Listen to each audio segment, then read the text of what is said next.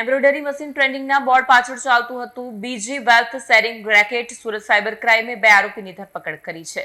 લોભિયા હોય ત્યાં ધુતારા ભૂખે ન મરે કહેવતને સાચી ઠેરવતો વધુ એક ચોંકાવનારો કિસ્સો સુરતમાં સામે આવ્યો છે. ઉધના બમરોલી રોડ પર એમ્બ્રોઇડરી મશીન ટ્રેન્ડિંગના નામે કરોડો રૂપિયાની નાણાકીય ઠગાઈ ચલાવતું રેકેટ સુરત સાયબર ક્રાઇમે ઝડપી પાડ્યું છે.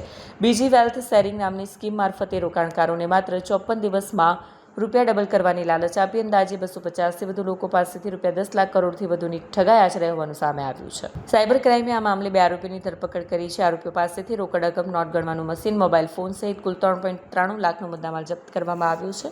પોલીસ તપાસ મુજબ ઉધના બમરોલી રોડ પર આવેલા ભાટિયા કોમ્પ્લેક્સમાં નીરજસિંહ રાજપૂત અને તેનો સાગરીત અજયસિંહ રાજપૂતે ભાડે ઓફિસ રાખી હતી. જોકે અંદરથી બીજી વેલ્થ શેરિંગ નામે રોકાણની સ્કીમ ચલાવવામાં આવતી. આરોપીઓ લોકો પાસેથી $300 થી $1000 સુધીનું રોકાણ કરાવી દરરોજ 1.3% નફો આપવાનો દાવો કરતા હતા. સાયબર ક્રાઇમે 9મી તારીખે ઓફિસ પર દરોડો પાડ્યો ત્યારે સ્થળ પરથી 2 આરોપીઓ સાથે ચાર રોકાણકારો પણ મળી આવ્યા હતા.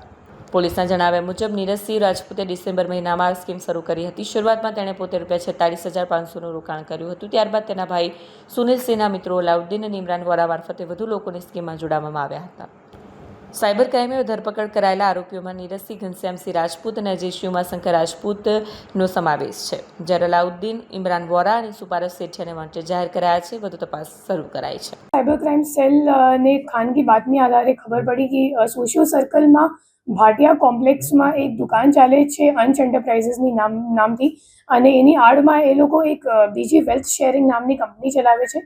અને આ કંપનીમાં એ લોકો DSG એક્સચેન્જ, જે ઇન્ડિયામાં RBI દ્વારા ઓથોરાઇઝડ કે સેબી દ્વારા ઓથોરાઇઝ નથી એવી એક સ્ટોક એક્સચેન્જ કે ક્રિપ્ટો એક્સચેન્જ નામની એક લોકો ખોટી લિંક બનાવીને જે ઇન્વેસ્ટર્સ છે એમની પાસેથી રોકાણ કરાવે છે.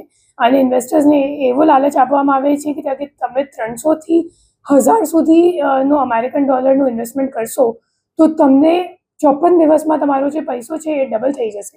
અને એ સિવાય જે આપણે જે આરોપીઓ છે અજયસિંહ અને નીરજસિંહ, તો એ લોકોને દર રોકાણકારો જ્યારે ઇન્વેસ્ટ કરે તો ઇન્વેસ્ટમેન્ટના ઉપર 1.3%નું એ લોકોને પણ કમિશન મળતું હતું.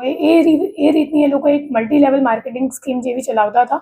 અને જેટલા પણ રોકડ રૂપિયા એ લોકોને મળતા હતા ઇન્વેસ્ટર્સ પાસેથી, તો એ લોકો એક સુપારસ સેઠિયા કરીને બીજો આરોપી છે જે આ નાસ્તો કરતો છે હાલ, તો એમને એ લોકો હવાલા મારફતે મોકલતા હતા.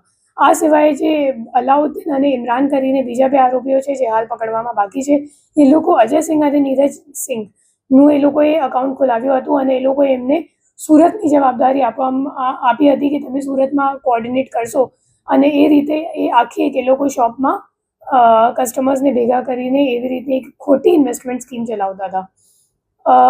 હું મતલબ પબ્લિકને, નાગરિકોને અપીલ કરવા માગું છું કે અગર તમને કોઈ પણ એવી રીતની અનઓથોરાઇઝ એક્સચેન્જ ખોટી લિંકો અગર મળે અને સામેવાળા તમને એક શું કહેવાય સસ્પિશિયસ લિંક આપે અને એમને કહે કે તમને અહીંયા ટ્રેડિંગ સિગ્નલ આપવામાં આવશે અને એ રીતે તમે ઇન્વેસ્ટ કરશો, તો એવી બાતોમાં આવતા નથી.